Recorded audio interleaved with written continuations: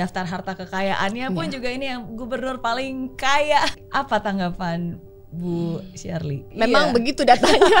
Saya punya self image yang cukup baik. Jadi saya tidak terlalu peduli apa kata orang. Begitupun dengan program 100 hari saya, sebenarnya saya juga tidak tahu harus ngapain. Tapi along the way berjalan, saya sudah bisa pendidikan dan kesehatan gratis by the end of 100 hari. Satu provinsi Maluku Utara. Tetapi ketika naik di helikopter melihat jenazah suami saya dibungkus terpal di samping saya, kayak I lost everything. Saya suka berdoa ke Tuhan. Saya menerima takdir ini. Permintaan saya hanya satu, jaga ketiga anak saya. I'll do whatever you want. Kehormatan, kebanggaan, suatu anugerah bagi saya hari ini yang menjadi teman ngobrol saya, wanita yang luar biasa. Udah lama pengen ketemu, tapi hari ini Tuhan mentakdirkan saya untuk bertemu dengan beliau, Gubernur Maluku Utara, Ibu Shirley Laos. Terima kasih juga udah mengundang saya di sini, bisa bertemu langsung dengan Miss Mary. Saya udah sering lihat di TV, sering baca-baca perjalanan hidupnya yang sangat inspiring. Thank you. Likewise, aku ngikutin dari sejak pemberitaan, bahkan aku ngikutin pas lagi Bu Shirley kampanye waktu itu. Dari debatnya pun juga, it was very inspiring, ya, very strong, and I think it's such an honor hari ini bisa benar-benar ketemu, ngobrol, bertukar pikiran, dan belajar lebih banyak. Sebenarnya nggak perlu belajar ya, untuk bisa merasakan aura vibrasinya aja itu it's such an honor. Thank Jadi you so much. Hari ini bisa ketemu di Jakarta. Iya. Apa kabar Ibu Shirley? Baik. Iya. Berarti bolak-balik nih dari Maluku Utara ke Jakarta. Rata-rata biasanya 2 minggu di sana, 5 hari di sini. Sekalian biasanya selalu ada program-program yang harus di follow up di pusat, dan weekendnya saya spend time with my kids. Oke. Iya, saya juga ngelihat terakhir kali juga menghadap ke DPR baru-baru ini untuk memaparkan apa yang terjadi di Maluku Utara. Benar. APBD terendah yang sesungguhnya, salah satu terkecil se-Indonesia. Iya. Tapi duduknya di samping yang terbesar dan yang nomor 3 terbesar. Oke. Tapi itu menunjukkan satu hal, bahwa tidak ada yang terlalu kecil untuk bisa dijadikan sesuatu yang besar dan bermanfaat. Iya. APBD-nya kecil, tapi mimpi, harapan, cita-cita dan usahanya sangat besar. Iya. Dan itulah akhirnya setiap saat juga selalu bolak-balik dari Sofifi ke naik Ternate, kapal ke Ternate, baru naik pesawat ke Jakarta. Benar. Berapa lama tuh biasanya waktu untuk travel dari Jakarta ke Sofifi? Jakarta ke Ternate airport, pesawat 3,5 jam. Kemudian tiba, nyebrang lautnya sekitar 45 menit, 1 jam, tergantung kondisi ombak. Lamanya nggak masalah. Tapi kadang kalau ada ombak tuh ya gitu, dengan karena saya masih ada sedikit trauma, jadi kayak agak depresi selama 45 menit itu. It's not easy. Ya, tapi harus di fight. Hidup harus dijalani dan diperjuangkan. Iya, setuju. Ada banyak yang berubah dalam 1 tahun terakhir ini pastinya. Kalau sebelumnya adalah ibu rumah tangga, sekarang ibu gubernur Maluku Utara. Apa perbedaan terbesar yang sekarang dijalani, dan apa yang masih sama dari seorang Shirley Laos? Perbedaannya, tadinya saya hidup untuk ketiga anak saya di ruang private, mendampingi suami. Tapi kemudian sekarang saya ada di ruang publik sebagai gubernur. Anaknya sekarang ada 1,3 juta. Dan kehidupan, karena sebagai public figure, jadi kegiatan saya yang berhubungan dengan pekerjaan menjadi konsumsi publik juga. Tetapi yang masih sama, saya tetap seorang ibu, dan saya tetap punya 3 anak yang harus saya jaga, besarkan. Ada yang berubah nggak dari segi, berarti sekarang harus lebih galak nih, atau mungkin harus lebih I don't know. Surprisingly saya sekarang lebih sabar. Saya sekarang lebih sabar karena mungkin kejadian kemarin. Jadi ketika titik saya menerima semua takdir ini, Dan bagi saya kejadian 12 Oktober kemarin tuh adalah hal titik terendah lah dalam hidup saya. Ketika saya sudah bisa menerima hal terberat itu, segala persoalan yang terjadi setelah 12 Oktober itu menjadi tidak ada yang terlalu berat lagi. Sehingga apapun itu saya nggak ngoyo seperti dulu, lebih nerima. Jadi saya lebih sabar, lebih ngeflow, lebih komunikatif. Ya bahkan anak-anak saya merasa kok mami nggak segalak dulu, gitu. Kayak lebih sabar sih. Hidup akhirnya melunakkan hati seorang Shirley Laos. Iya. Gimana caranya untuk bisa ikhlas? Berdoa, as simple as that. Jadi waktu kejadian 12 Oktober I tell myself kayak saya nggak mau balik lagi ke Maluku Utara. Saya mau menjual semua aset saya yang ada di Maluku Utara. Saya mau pulang untuk ketiga anak saya. Bahkan waktu telepon saya bilang, don't worry, mami will go home soon. And then mami nggak pergi kemana-mana lagi. Tapi kemudian malamnya ada beberapa saya ngobrol dengan beberapa orang di telepon kayak why it happened to me, kayak kenapa terjadi ke saya, kenapa terjadi ke suami saya, dia melakukan hal yang baik dalam hidup dia, bahkan dia lebih baik dari saya. And then malamnya sebelum tidur saya berdoa, Tuhan berikan saya hikmah untuk mengerti atau menerima ini. Kemudian besok paginya ketika bangun, rasa marah dan dendam itu hilang, surprisingly hilang aja begitu aja.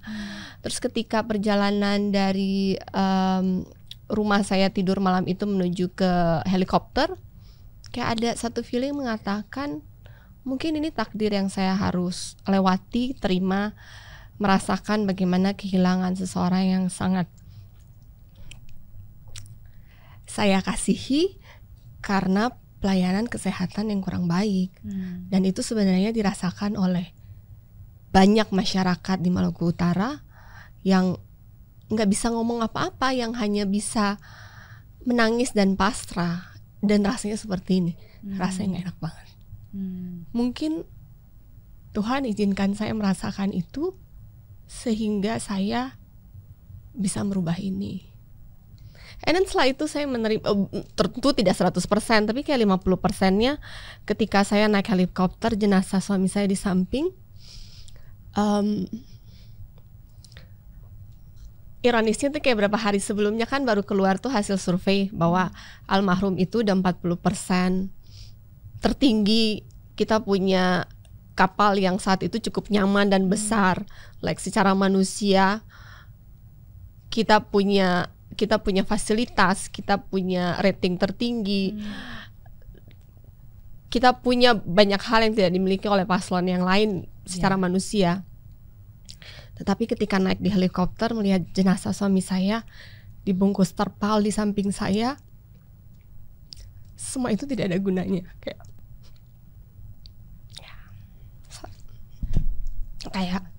I lost everything. And then tapi saya menerima, kayak antara mungkin karena udah terlalu sedih jadi juga tidak nangis histeris, kayak pada akhirnya hidup itu bukan milik kita, hidup itu milik Tuhan. Jadi saya belajar untuk mengikhlaskan dan berjalan dengan hari ke hari. Kadang ada penolakan, kadang kalau saya lagi waras saya terima, ketika saya lagi down saya bertanya kenapa. Dan dalam proses kampanye 42 hari itu banyak terutama ibu-ibu datang menguatkan saya secara face to face, kemudian secara online menguatkan, dan saya kuatkan mereka. Dan kemudian saya mengenang kembali perjalanan 12 hari bersama almarhum, melihat mereka di pulau-pulau yang kehidupannya tidak mudah, dan kemudian tentu sedih ya kehilangan suami, tapi kemudian yang terjadi seperti saya itu banyak terjadi ke orang lain. Dan saya merasa bahwa ya mungkin ini yang harus saya jalanin. with a very expensive price. Yes. Tapi kembali lagi dari awal, hidup saya, hidup suami saya bukan milik kita, milik Tuhan. Kita hanya dititipkan hidup ini, jadi apapun takdir itu saya menerimanya dengan ikhlas. Tidak semua orang punya hati seluas samudra dan bisa setegar seperti yang Bu Shirley alami. Karena ketika panggilan hidup memanggil di saat kaki aja belum bisa berdiri. Iya. Iya. Tapi hidup sudah meminta untuk melangkah menuju takdir yang memang udah disiapkan oleh dia gitu. Tapi mungkin waktu itu sakit di hati itu lebih sakit daripada sakit luka bakarku. Jadi sakit luka bakarnya tuh kayak ya sakit, but then it's nothing compare dengan pergumulan saya di dalam. Jadi ya tanpa sadar tahu-tahu saya udah dari kursi roda berjalan, udah healing, operasi 4 kali. Saya diinfus sampai biru-biru karena kan harus gonta-ganti. Saya harus dapat painkiller yang very high dosis, tapi it's nothing compare dengan pergumulan saya di dalam rasanya. Bagaimana seorang Bu Shirley pada saat itu masih tetap bisa merasakan kasih cinta Tuhan di saat begitu banyak orang, hal-hal yang sangat dicintai mendadak pergi begitu saja, dan begitu banyak pertanyaan yang tidak terjawabkan. How can you still feel God's love and still honestly I don't know. If you kayak kalau orang tanya honestly I don't know. Tapi kalau misalnya hati saya bisa dibuka, saya nggak punya dendam sama sekali. Dan waktu itu kayak ada suara yang mengatakan bahwa saya akan memenangkan kontestasi Pilgub ini kalau hati saya bersih. Dan untuk hati saya bersih, saya nggak boleh punya dendam. Tapi kemudian mungkin Tuhan mengambil dendam itu karena saya bahkan tidak ada usaha dari saya untuk menghilangkan dendam itu. Saya hanya tidak memilikinya. Dan jadi bukan karena kuat saya, tapi memang dendam itu tidak ada. Kayak Tuhan kasih kekuatan untuk hati saya bisa penuh dengan kasih. Saya tidak punya dendam sama sekali dari hari kedua sampai dengan hari ini. Dan akhirnya kasih itulah yang bisa memenangkan dan mengusung Ibu Shirley menjadi gubernur Maluku Utara. Bukan ambisinya, tapi karena kasihnya. Menurut saya seperti itu. Wow. Karena siapa saya hanya seorang ibu rumah tangga, tidak mengerti politik, jalan saja tidak bisa. Saya bahkan tidak bisa turun ke desa-desa bertemu langsung dengan para calon pemilih. Hanya lewat sosmed, kadang lewat video call. Wakil saya yang roadshow nanti cuman saya teleponan via WhatsApp. Tapi kemudian di sebagian tempat yang saya tidak pernah turun tuh ada yang saya menang 65%. Bahkan ada desa yang saya nggak pernah turun, saya 90%, 99%. Bukan karena saya. Karena hadir aja nggak pernah gitu. Iya, hadir saja nggak pernah. Bertemu saja tidak pernah. Tapi ketika saya sudah menang, pada saya turun kunjungan, bupati terpilih suka bilang kayak, daerah sini ibu 99% loh, padahal ibu tidak pernah turun, dan banyak desa seperti itu. Padahal saya nggak pernah turun, saya tidak pernah bertemu dengan mereka juga. Jadi sebenarnya bukan karena saya. Menurut saya memang ya udah begitu. Kadang saya selalu bilang bahwa dan semua orang juga selalu mengatakan Tuhan tidak mencari yang mampu, tapi Dia mencari yang mau, baru Dia mampukan. Tapi dalam hal ini kan sesungguhnya Bu Shirley mau aja juga enggak sesungguhnya. Enggak, kalau ditanya aku nggak mau. Iya. Terus menurut Bu Shirley berarti apa dong yang akhirnya Tuhan kasih, Tuhan mendorong kemauan itu, Tuhan juga memampukan. Kadang ketika saya suka ngomong kayak serah aja lah Tuhan apa yang mau terjadi. Toh dari awal juga you never ask me. Tuhan juga nggak pernah nanya whether I setuju atau nggak this destiny. Takdir ini you nggak pernah nanya. Jadi juga nggak ada guna juga saya mau argue atau mau diskusi. Toh juga takdirnya sudah dikasih, dan ketika takdir dikasih maka seyogyanya Tuhan engkau yang siapkan. Kan bukan saya yang meminta takdir ini. Jika emang takdir ini yang harus saya jalani, maka tolong siapkan saya, kirim orang-orang baik membantu saya, kirim hikmat buat saya untuk menjalaninya. Dan saya tidak tahu apa yang harus saya lakukan sebenarnya waktu itu. Saya dalam kondisi hancur dan kacau. Tapi ada orang-orang baik dikirim membantu saya. Setiap kali debat ada aja. Sebelum debat saya tidak tahu harus mau ngomong apa. Saya ada ketakutan, saya tidak mengerti birokrasi. Tapi ketika pegang mic biasanya saya tahu apa yang harus saya ngomong. Biasanya setelah selesai pun saya tidak terlalu ingat apa yang saya ngomong. Saya harus nonton lagi apa yang saya harus ngomong. Tapi ketika pegang mic saya bisa ngomong dengan baik. Even sampai hari ini semua sambutan saya tidak terlalu menyukai sambutan yang sudah disiapkan karena menurut saya terlalu bertele-tele. Jadi biasanya saya sebelum naik saya cuman berdoa, Tuhan berikan aku hikmat, semoga apa yang pengen mereka dengar keluar dari mulut saya. Dan biasanya ketika saya pegang mic saya bisa berkata-kata dengan cukup baik menurut saya. Begitupun dengan program 100 hari saya, sebenarnya saya juga tidak tahu harus ngapain. Tapi along the way berjalan, tiba-tiba ada hikmat, tiba-tiba ada ide, tiba-tiba Tuhan kasih solusi. Kemudian semua yang saya rencanakan bisa selesai dalam 2 tahun, selesai dalam 100 hari ini. Wow. Ya. Wow. Saya sudah bisa pendidikan dan kesehatan gratis by the end of 100 hari. 1 provinsi Maluku Utara. Pendidikan gratis? Iya. Kan sebenarnya provinsi cuma menanggung SMA. Jadi SMA itu kan pada dasarnya sudah gratis melalui BOSP, dana dari pusat. Tapi kemudian kan di semua SMA itu biasanya namanya uang komite, 150.000 sampai 250.000 lah, bervariasi. Uang komite dari 400-an SMA di Maluku Utara, pemerintah provinsi Maluku Utara yang bayar mulai bulan April kemarin untuk SMA negeri. Untuk SMA swasta dan madrasah mulai bulan Juli di tahun ajaran yang baru. Dan untuk kuliah saya akhir bulan ini akan tanda tangan MOU beasiswa untuk S1 tapi di dalam Maluku Utara, bekerja sama dengan kampus-kampus akreditasi B di sana. Dan ternyata program dari Kemendikti itu buat mahasiswa yang prasejahtera, bilangnya Dikti 1, 2, 3, ternyata itu emang udah gratis. Hanya kita perlu memasukkan datanya di data DTSen untuk tahu bahwa mereka memang prasejahtera. Jadi untuk pendidikan kurang lebih biayanya udah beres. Untuk kesehatan juga demikian. Jadi untuk mencapai UHC prioritas itu dibutuhkan 80%. Tanggal 20 Mei ini saya akan sign dengan BPJS untuk launching UHC prioritas dan akan efektif 1 Juni. Semua pemegang KTP Maluku Utara kalau BPJS ya yang bukan mandiri ya. Yang kalau BPJS-nya belum aktif akan diaktifkan dan pemerintah yang akan bayar. Dan biasanya kan kalau tidak prioritas itu aktivasinya 1 bulan kemudian. Tapi dengan UHC prioritas akan selama jam kerja ya akan aktif hari itu juga. Jadi dia tidak perlu menunggu administrasi untuk bisa mendapatkan layanan kesehatan karena kan kadang emergency, we never know. Dan selama saya 2 bulan ini ada yang meninggal karena menunggu proses kesehatan. Dan ketika saya berpikir saya tidak memiliki anggaran untuk itu, ada aja solusinya dan ternyata duitnya ada.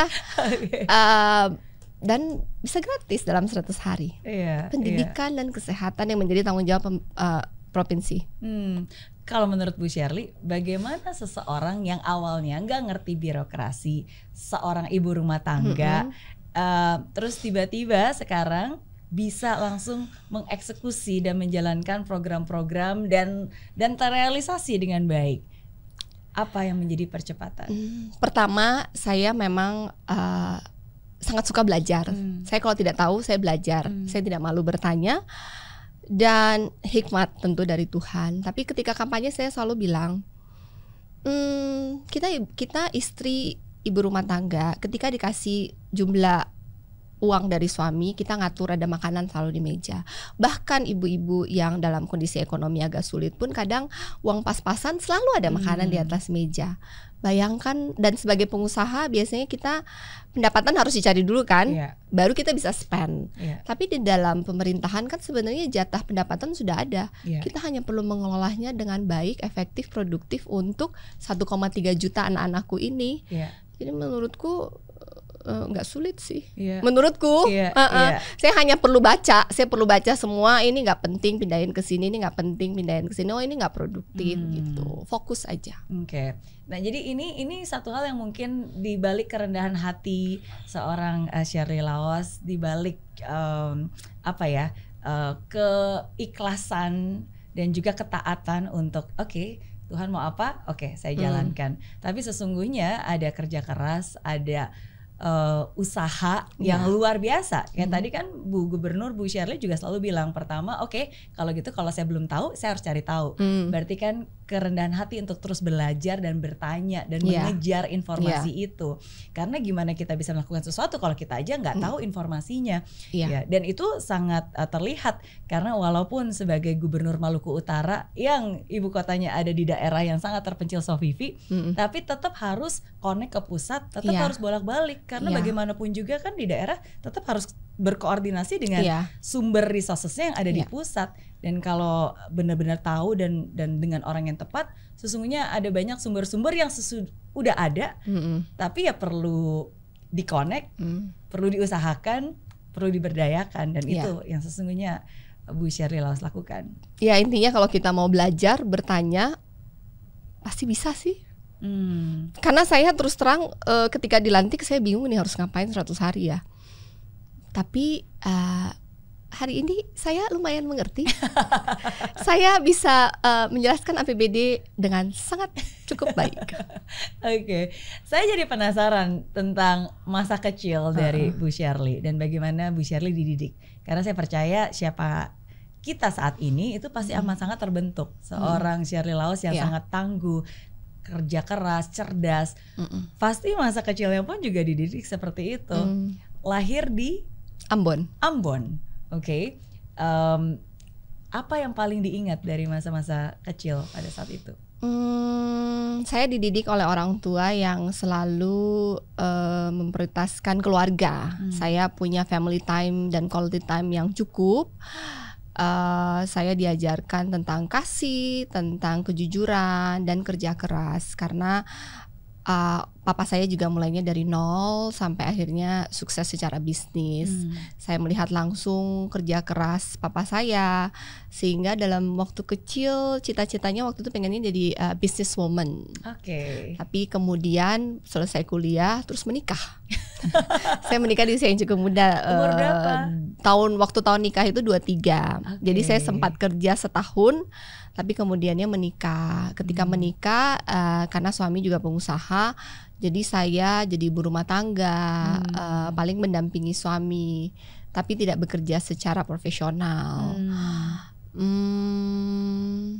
Saya karena dididik dengan keluarga yang full of love, saya punya self image yang cukup baik.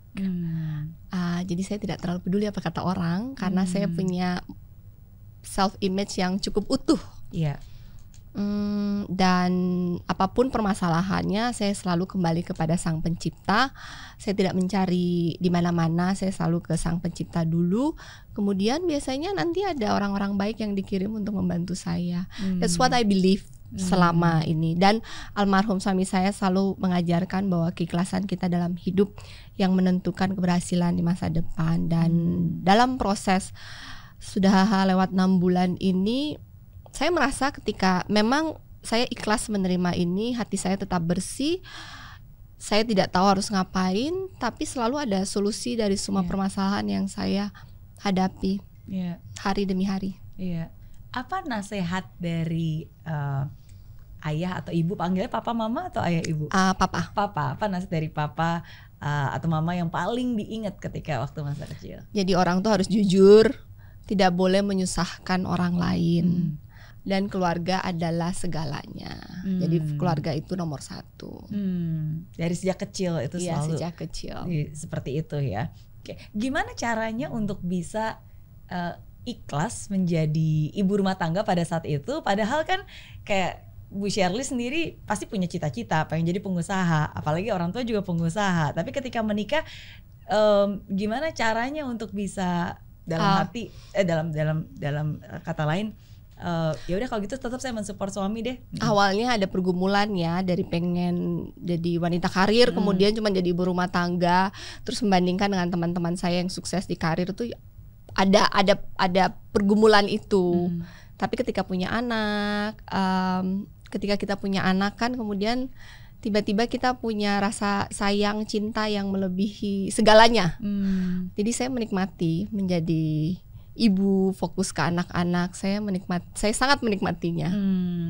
Pertama kali ketemu sama almarhum Pak Benny di Bali. Dimana? Di Bali. Jadi dikenalin oleh tante, terus almarhum suami ke rumah.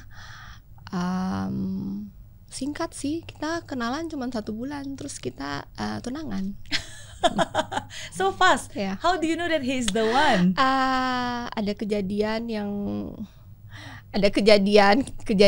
kejadiannya sih receh banget.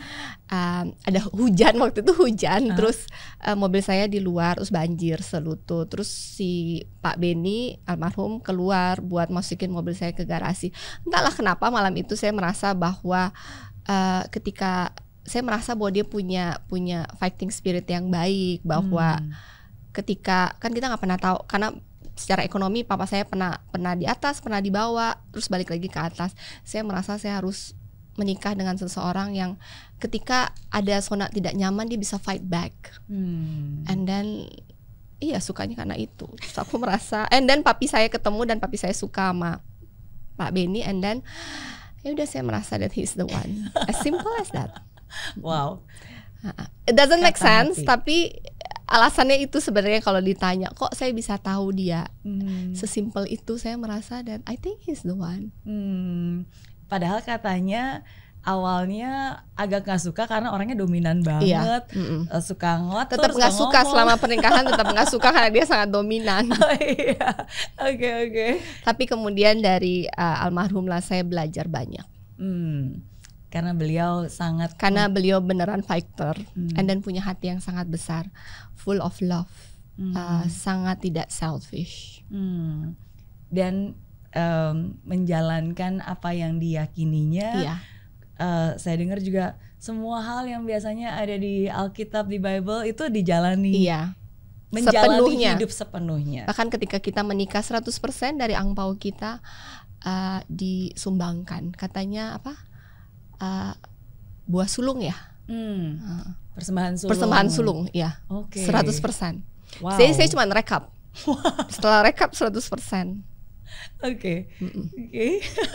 Dan nggak pernah kayak tapi pada akhirnya kita tidak pernah kekurangan. Wow. That's what he believe. Tapi emang apa yang dia believe, tapi faktanya saya merasa ketika orang jahatin dia, bohongin, nipu duitnya, dia mengikhlaskan, karena menurut dia ketika kita mengikhlaskan nanti rezeki kita akan kembali lagi. And it happened. Jadi bahwa bisnis itu kan up and down, tapi sampai di poin ini kita tetap diberkati. Ada aja cara untuk, menurut dia yang memang punya kita, yang bukan punya kita semuanya diikhlaskan aja. Yang punya Tuhan dikembalikan ke Tuhan gitu. Dan karena seperti itu hidup yang dijalani selama berbulan-bulan, bertahun-tahun, sehingga ketika hidup punya rencana lain, makanya keikhlasan itu tidak datang dengan sendirinya, karena itu sesungguhnya. Saya tidak terlalu menghidupinya sebelumnya, jadi dia yang menghidupinya, saya hanya menontonnya. Tapi ketika sekarang almarhum sudah nggak ada, saya merasa saya ini baru di tahap mulai benar-benar menghidupi definisi ikhlas dan hidup dengan kasih. Saya benar-benar baru menghidupinya di 6 bulan terakhir ini. Apa asumsi tersalah yang orang pernah punya terhadap seorang ibu gubernur Shirley Laus? Saya nggak tahu benar atau enggak, tapi kan selalu merasa bahwa dari awal bahwa saya seorang perempuan, hanya ibu rumah tangga, tahu apa. Emang sih saya nggak tahu, tapi kemudian saya belajar, sekarang saya tahu. Dan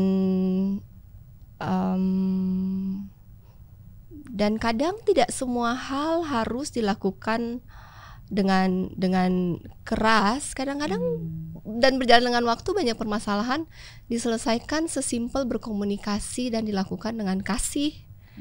Dan semua masalah yang saya hadapi 2 bulan di pemerintahan ini semua terselesaikan sesimpel ibu rumah tangga berkomunikasi sebenarnya.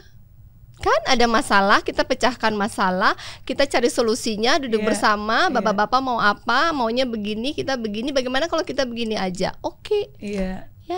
Jadi ya gitu deh. Jadi sesungguhnya strategi untuk memimpin sebuah provinsi atau negara ini, strategi emak-emak pun juga bisa dilakukan, ya kan? Saya selalu bilang saya ini adalah ibu bagi 1,3 juta. Yang paling mengerti perempuan adalah perempuan, itu 50%. Yang paling mengerti anak-anak biasanya adalah ibu. Saya adalah ibu. Dan bapak-bapak yang paling mengerti dan mengasihi kalian adalah seorang ibu. Dan saya adalah seorang ibu. Iya, dan semua itu udah ada sesungguhnya. Saya hanya perlu menjadi diri saya sendiri, menjaga hati saya bersih, belajar, dan membuka terhadap semua kritik yang positif. Oke. Bagaimana caranya untuk menjaga hati bisa tetap bersih di tengah dunia pemerintahan politik yang mungkin sangat kompleks saat ini? Pertama berdoa, saya selalu berdoa sendiri, dan setiap kali ada yang mau berdoa kepada saya, agama apapun, saya selalu titip doakan hati saya tetap bersih. Karena kan namanya juga manusia, daging itu lemah. Dan yang kedua, kembali lagi, karena saya punya self image yang cukup baik dari kecil, saya tidak terlalu peduli apa kata orang. Yang penting saya tidak seperti itu. Dan selama saya jujur, niat saya baik, saya melakukan semua sesuai dengan undang-undang. Saya berkonsultasi dengan APH terkait dengan undang-undang supaya saya tidak salah. Dan saya sangat output oriented, terserah mereka mau ngomong apa, yang penting goal dan target-targetku tercapai. Dan saya biasanya tidak bercerita proses. Saya publikasi ketika sudah selesai, sudah di launching, sudah bisa dipakai. Karena saya hadir, saya mau kemarin ikut pencalonan gubernur, dan 5 tahun ini saya mendedikasikan waktu saya, otomatis saya mengorbankan waktu dengan anak-anak saya, bukan untuk disukai orang.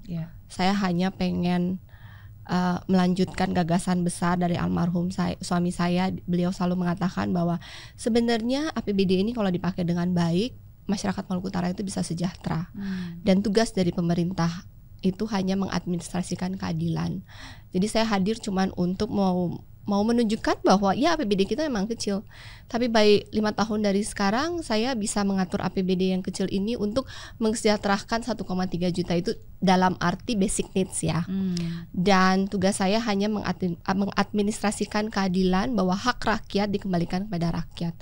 Bahwa kemudian ada yang tidak menyukai saya, nggak penting buat saya. Emang bukan itu tujuan saya untuk mereka menyukai saya. Tugas saya mendeliver janji-janji politik saya. Nggak peduli apa kata orang. Yang penting saya melakukan hal yang benar. Oke. Karena sosok Ibu Shirley Lawas kan banyak disorot oleh masyarakat, karena again your story is already so amazing, your journey untuk bisa ada di sini. Ditambah ketika pas lagi pelantikan pun juga daftar harta kekayaannya pun juga ini yang gubernur paling kaya berapa ratus miliar pada saat itu. Apa tanggapan Bu Shirley? Kalau secara data ya memang begitu datanya. bersyukur diberikan rezeki dari Sang Pencipta. Dan saya juga ya almarhum selalu mengatakan bahwa di mana hatinya berada, di mana hartanya berada, di situ hatinya berada. Jadi emang dari nikah awal beliau sangat transparan, dan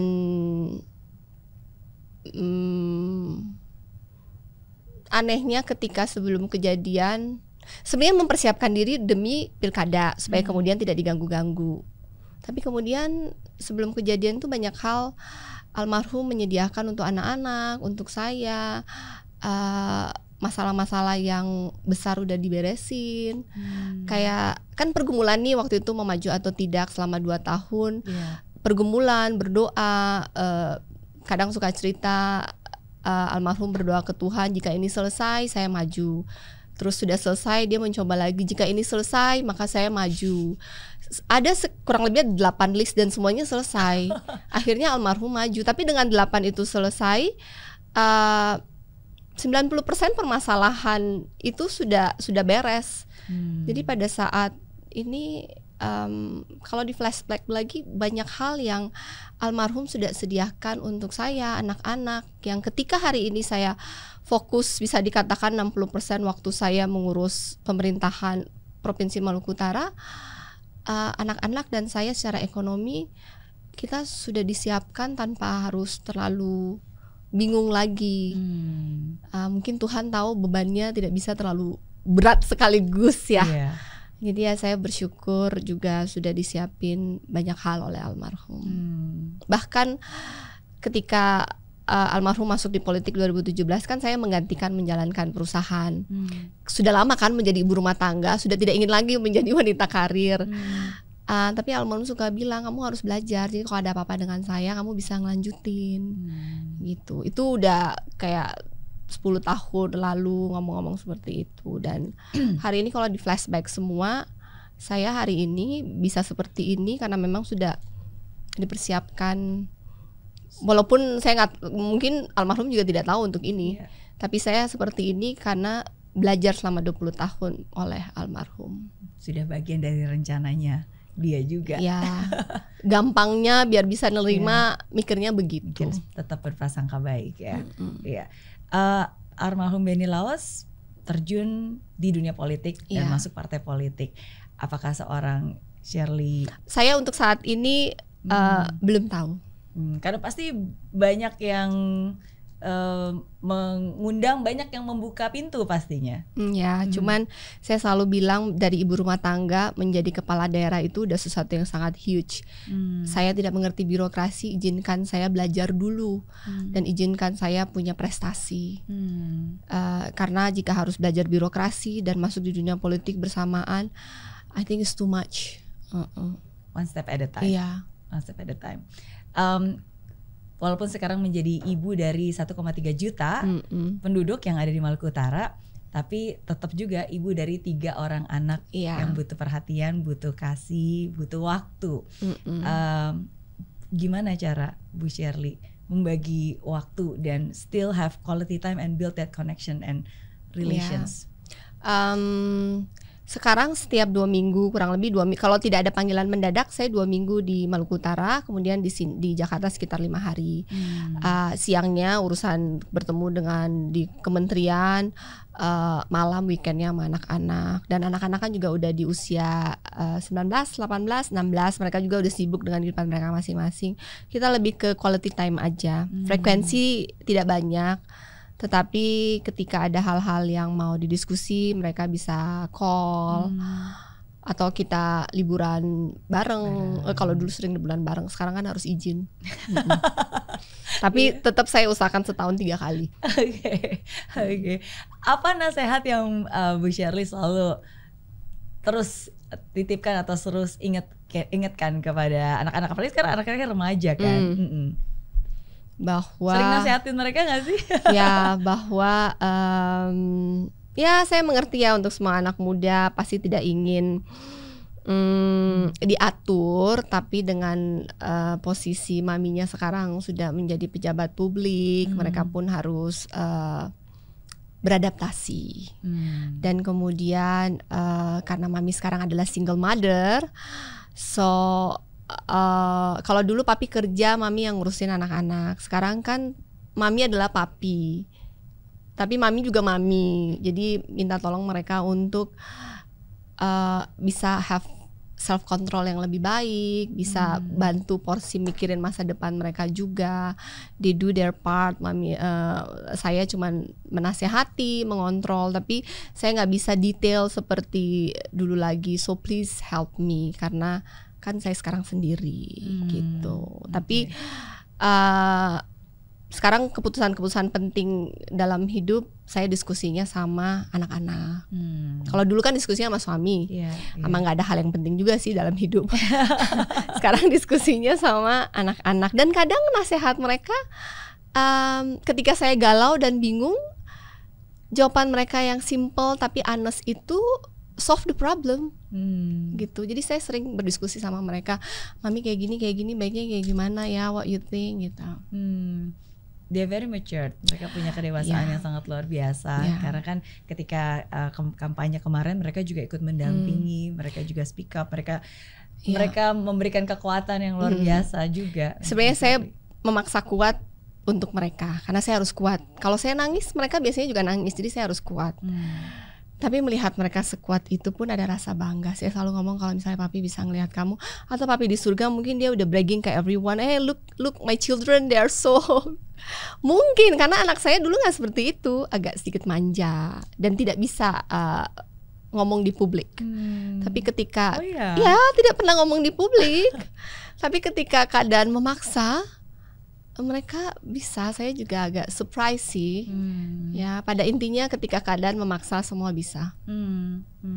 Saya selalu percaya bahwa when a person pass away, ketika seseorang itu meninggal, love never dies, their souls never dies. Sesungguhnya mereka pasti tetap hidup, masih tetap ada. Hanya saja mungkin raganya aja yang sudah dipulangkan kembali gitu.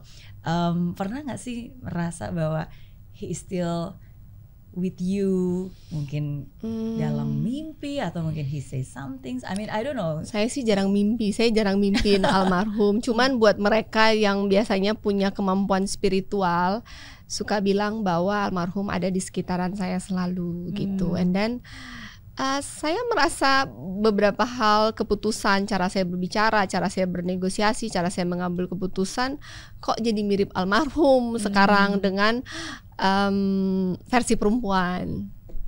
Dan semua yang saya lakukan saat ini, semua hasil yang beliau pernah implementasi waktu jadi bupati di Morotai, hanya saya melakukannya di skala yang lebih besar di provinsi. Tapi semua kebijakan ini sebenarnya hanya melanjutkan mimpi dan gagasan besar dari seorang Benny Laos untuk Maluku Utara. Karena anak saya selalu bilang, dia bisa datang dengan satu menyederhanakan bahwa seorang Benny Laos, LHKP yang ada itu kan sebenarnya bukan milik saya, miliknya almarhum.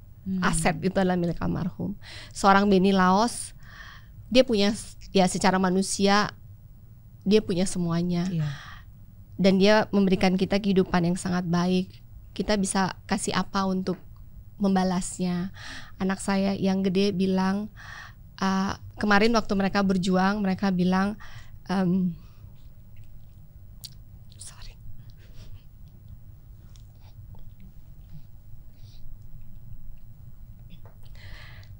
dia bilang, this is how we pay back Benny Laos untuk fight untuk dia punya kesayangan. Karena papinya itu kalau ngomong tentang Maluku Utara itu selalu antusias banget. Jadi anaknya merasa bahwa Maluku Utara itu kesayangan papinya. Jadi ketika papi udah nggak ada, don't worry papi, we gonna fight untuk kesayangannya papi gitu. And you all did it. Saya yakin banget seperti kata tadi Bu Shirley bilang, pasti di surga beliau udah membanggakan, lihat tuh. Ini istri saya, ini anak saya, ini Maluku Utara yang saya cintai sekarang seperti ini, sudah di tangan orang-orang yang sungguh-sungguh punya hati untuk menjalaninya. We always pray for him. And praying for you. Thank you.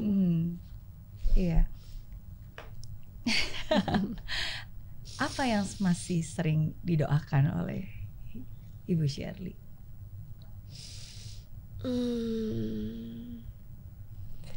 Saya suka berdoa ke Tuhan.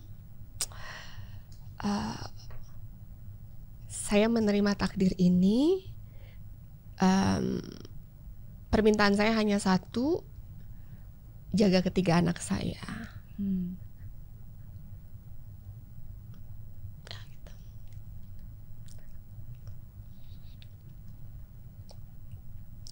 I'll do whatever you want.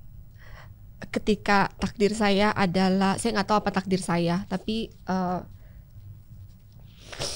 ketika saya harus saya belum tahu sebenarnya takdir saya apa, tugas saya apa, tapi saya akan sebagai pemerintah saya akan hadir, membuat masyarakat Maluku Utara mendapatkan apa haknya mereka. But then please take care of my kids. Karena kan karena kejadian kemarin kan resiko itu selalu ada. Ada saat-saat dimana saya merasa takut dan khawatir kalau ada apa-apa sama saya, terus ketiga anak saya di mana. Jadi kalau berdoa sih selalu bilang, Tuhan saya terima ini, but then please take care of my kids. That's all I ask. I'll do whatever you want. That's all. Dan doa seorang ibu untuk anaknya selalu didengar oleh yang sungguh mencintai kita. And then anakku menjadi lebih dewasa, lebih serius sekarang, berubah banyak. Dan itu juga bukan karena mereka.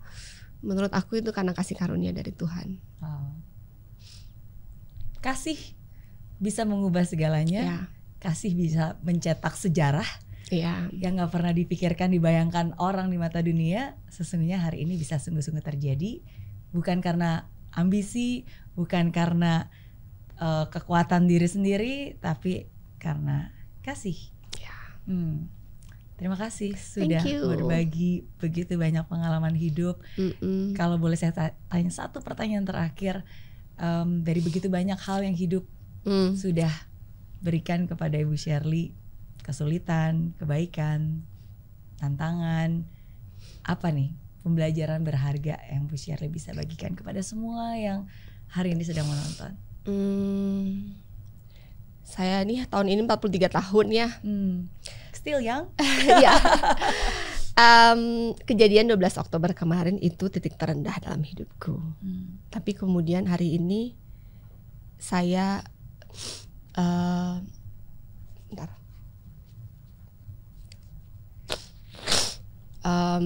hari ini saya menjadi gubernur Maluku Utara. Gubernur perempuan hanya ada 2. Dan artinya sedalam apapun kita pernah jatuh dalam hidup, kita bisa bangkit kembali. Yang penting kita minta kekuatan dari Tuhan dan menjaga hati kita tetap bersih dan ikhlas menerima apapun tantangan yang ada, kita bisa fight back. Thank you once again udah menjadi kekuatan bagi semua orang yang mendengarkan, bukan hanya wanita tapi seluruh Indonesia, termasuk juga saya. Terima kasih sudah menjawab pertanyaan-pertanyaan saya. Dan sebagai hadiah biasanya bintang tamunya boleh nanya satu pertanyaan. Satu pertanyaan ya. Pertanyaannya buat Miss Mary, seandainya bisa memberikan nasihat kepada semua perempuan yang ada di Indonesia, apa nasihat hidup? Kan saya juga baca tuh atau perjalanan hidupnya. Struggling kayaknya waktu itu buat bayar uang kuliah ya. Uang makan untuk hidup. Kemudian bisa menjadi seperti hari ini. Tadi ketika saya masuk pun sebenarnya your achievement itu more than my expectation. Jadi saya tidak tahu bahwa begitu banyak lini lainnya yang sudah terbentuk untuk membentuk generasi Indonesia yang lebih baik. Tentu perjalanan itu tidak singkat dan ada masa di mana kan up and down ya. Mungkin nasihat apa yang diberikan juga kepada perempuan Indonesia untuk bisa seperti Miss Mary? Thank you untuk semua kata-kata dan ucapan baiknya. Kita sama-sama terakhir perempuan. Kita sama-sama punya iman, punya Tuhan yang sama, yang saya yakin Dia selalu semua yang kita punya yaitu dari Dia, gitu kan. Tapi kalau saya punya kesempatan untuk berbicara, kalau ada perempuan, saya selalu bilang bahwa kamu itu luar biasa. Dan kamu tuh terlahir untuk menjadi orang yang luar biasa gitu. Jadi jangan pernah mengecilkan talentamu, jangan pernah meragukan siapa diri kamu. Dunia akan selalu punya caranya sendiri untuk menjatuhkan kita, untuk membuat kita tidak mampu, untuk membuat kita merasa nggak layak, untuk membuat kita merasa nggak berharga gitu. Ya tapi bagaimanapun juga ya kita kan nggak harus selalu percaya apa kata dunia. Kita selalu percaya dan ingat apa kata pencipta kita. gitu. Nah jadi harus menjadi perempuan yang kuat seperti Bu Shirley. Kuatkan pikiran, belajar, always upgrade yourself apapun profesinya, mau itu ibu rumah tangga, mau itu di dapur, mau itu di kasur, mau itu bekerja, tetap harus mau belajar dan mengupgrade diri karena kita nggak bisa bergantung kepada orang lain. Kuatkan hati, setuju, karena hati kita adalah harta yang sangat berharga, sumber dari segala-galanya. Jaga hati dan kuatkan iman, apapun juga kepercayaan kita. Karena sebagai seorang perempuan muda, suatu saat kamu akan menjadi istri, kamu akan menjadi ibu dari anak-anak kamu, dan nggak ada yang lebih hebat daripada pendoa. Istri yang mendoakan suaminya, seorang ibu yang mendoakan anak-anaknya, itu menjadi kekuatan yang luar biasa sih. Jadi itu sih yang selalu saya bilang, harus percaya kamu luar biasa. Oke. Very good. Thank you. Thank you once again. Sukses selalu buat Terima Bu kasih. Shirley. Tuhan berkati selalu. Tuhan berkati. Thank you. Thank you.